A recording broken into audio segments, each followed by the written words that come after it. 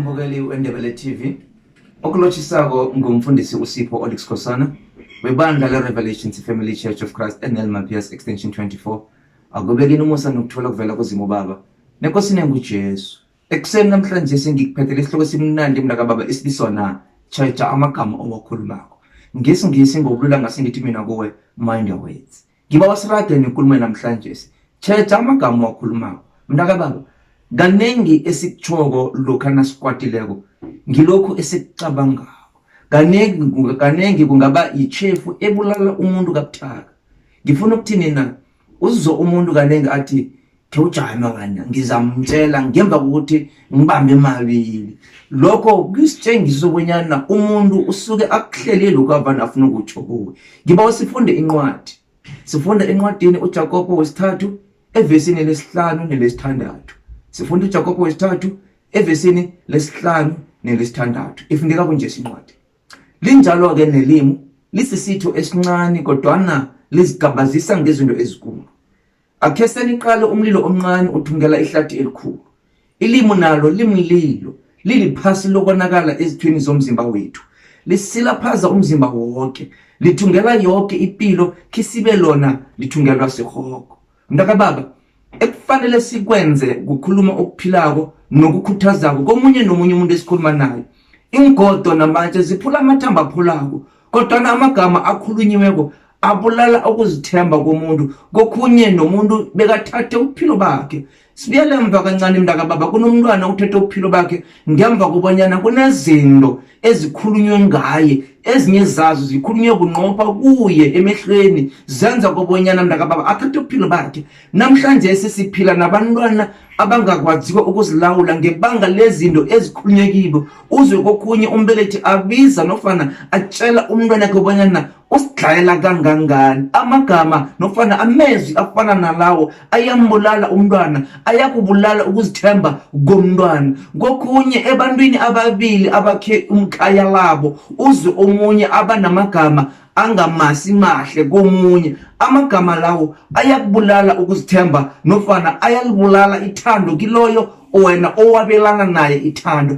Amagama esiwakhulumako bunqopha nofana makigana nabantu akube magama akhako, akungabi magama azisana obuhlungu. Ngiba sifunde nasincwadi kodwa sifunda kuMateyu 12, sifunda evesini lama-36, sifike evesini lama-37. Ifundeka kunje incwadi.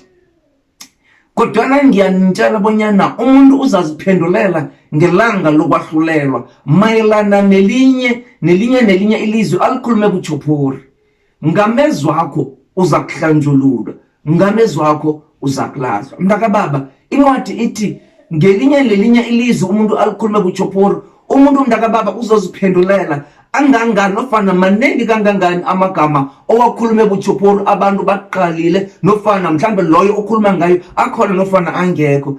Ke sewufundeke namhlanje bonyana amagameni owakhulumako unqophe, emagameni owakhulumako kube amagama akhako, kungabi magama azokubulala umuntu. Kunamagama esiwezwako akhulunywe ngathi abulalako emoyeni, kunamagama akhulunywe ngathi aphilisako emoyeni. Mntaka baba, zifundise ukukhuluma amagama aphilisako, zifundise ukukhuluma amagama akhako komunye nomunye umuntu, amncane amdala. Khuluma amagama azomphilisa, khuluma amagama azomnikela ukuzethemba. Kungaba kuhle ukuthi sisijwayeze ukukhuluma okuhle ukuze singalahlwa ngelinye ilanga lokugcina ufana ngelanga lokwahlulelwa, kodwana sihlanjulule. Ungavumi bonyana mntaka baba okuthoko kube mphumela wokwata. Lokho nawukwatileko nawuzizwa bonyana kunalokho ofuna ukukhuluma, khuluma mntaka baba okuphilako, ungakwati. Kanengi mina khe ngitsho ngithi lokho nawubonako bonyana kuzokuphuma amagama nawe engekhe wathanda nakakhulunywa ngakuwe, tshida ekujameni lobo. Mntaka baba, khuluma amagama azoba mphumela omuhle, kungasi mphumela wokwata. Ngitsho lokhu ngombana umzalwana weqiniso umnene, umzalwana weqiniso uyabekezela ngeenkhathi zobunzima, asiwaphelisa ngokwenza iqiniso. Mntaka baba, amezwi nofana amagama akukudla komoya lokha nawasebenzisa kuhle. Ngiba wasibe ngabagoma inthelo zokuhle elokhu esikhulumileko. Khuluma okuhle ngomsebenzi wakho, khuluma okuhle ngomndeni wakho, khuluma okuhle ngabantwana bakho, khuluma okuhle ngomlingani wakho, khuluma okuhle ngalena ngomphakathi wangekhenu, khuluma okuhle ngababusi nofana ngabasiphetheko embusweni. Ndaka baba, kungaba kuhle ukuthi sikutshale lokho njengoba ilizwi lisitsho lapha encwadini yezakhe lithi thina sizogoma inthelo zalokho esikukhulumile ngombana ilimi linamandla walina wokuphila newokufa. Namhlanje asifundeni ukukhuluma amagama aphilisako, asifundeni ukukhuluma amagama akhako, asifundeni ukwenza izinto nofana sithi nasizenza izinto ezo oqalileko nofunda kwentweni ezo abone okuhle kodwa. Ngiyakubawa mntaka baba, ngiyakubawa onasithaba sekhethu kobanyana asenzeni okuhle okuzokwenza kobanyana impilo yethu seyindlu enzima ithuthuke, impilo yethu sibantwana bakanzunza nomanala siragele phambili nokwenza okuhle. Nawo wonke umSouth Africa ozokwazi bonyana owuthole lo mlayezo.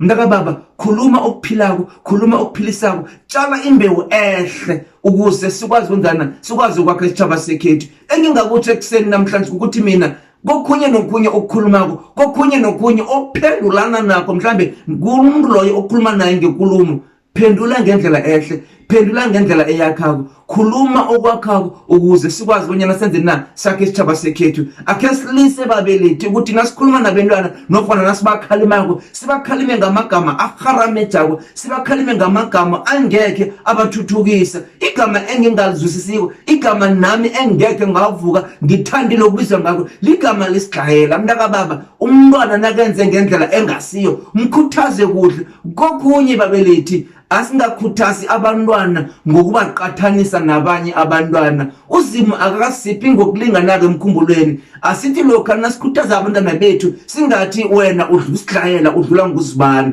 Mntaka baba, mthathe umntwana uhlale naye phasi umbonise kuya ngendlela azwisisa ngakho. Ngaleyo ndlela uzabe uyamakha, ngaleyo ndlela uzabe uthuthukisa ukuzithemba kwakhe. Naye uzoba mntwana uzithembako, naye uzoba mntwana azi kubonyana lokho nangibhalelwako kuhle ukuthi ngichinge kumbelethi wami ngimbawa bonyana angisize. Uzongisiza ngendlela ekhuthazako, ngendlela ezongakha, ingasi ngekuthi abe namagama azokuphula ithemba ebesele ngilakhile empilweni yami. Ngiyakubawa sikhaba sami, khuthazeka nawe namhlanje ukhulume okwakhako. Asibakhulise kuhle abantwana bethu, sibakhuthaze ngokuhle, sibakhuthaze ngokubafundisa ngathi nathi babelethi lokho nasikhulumisanako phambi kwabantwana bethu asikhulumisaneni kuhle, senze kobonyana babe nalokho ebakufundako ngesikhulumako. Singakhulumi amagama amaphorotla, amagama mntaka baba esizokwahlola ngawo ngelinye ilanga. Sikhulume ikulumo ehle nenembileko bese kuthi nabo ngelinye ilanga bathi nabakhulako bathi nami ngifuna ukuba ngumuntu ozokhuluma kuhle njengobaba nakakhuluma noma, nami ngifuna ukuba ngumuntu ozokhuluma kuhle njengoma nakakhuluma nobaba. Mntaka baba, singakwenza lokho mina nawe. Asibale nofana sithathe amagama esiwakhulumako kubonyana ayakha na. Ekuseni namhlanje sengiswaphelisa mntaka baba, ngibabonyana mina nawe sithandaze, asithandaze. Zima namandla wonke, siyathokoza ukuthi usivuselele, usifundise ukuthi sikhulume okuhle komunye nomunye esiphila naye. Nebantwaneni bethu sibe nefundiso ehle, sibakhuthaze kuhle ngomoya ophasi, singabaqathanisi nabanye ngombana siyazi kobanyana wena zimo namandla awukabanikeli ngokufanayo. Kunabanye ababuthakathaka, kunabanye ababuludlana emkhumbulweni. Kwangathi izimo namandla lo mlayezo wokuthuthukisana, wokukhulumisana kuhle ungarhatsheka inarha yonke, sikwazi ukukhulumisana kuhle, sakhane sisitjhaba sakho lesi wena usithembileko ufuna bonyana sikulothe malanga wonke bekube phakathi. Amen.